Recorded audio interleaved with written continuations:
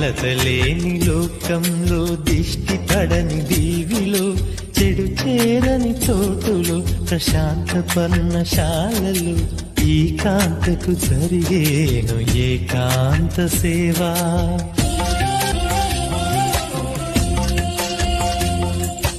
అనుబంధమి బంధువై మమతలే ముత్తైదువలై ఆనంద బాష్పాలే అనుకోని అతిథులై సీతమ్మకు జరిగేను సీమంతపు సేవా.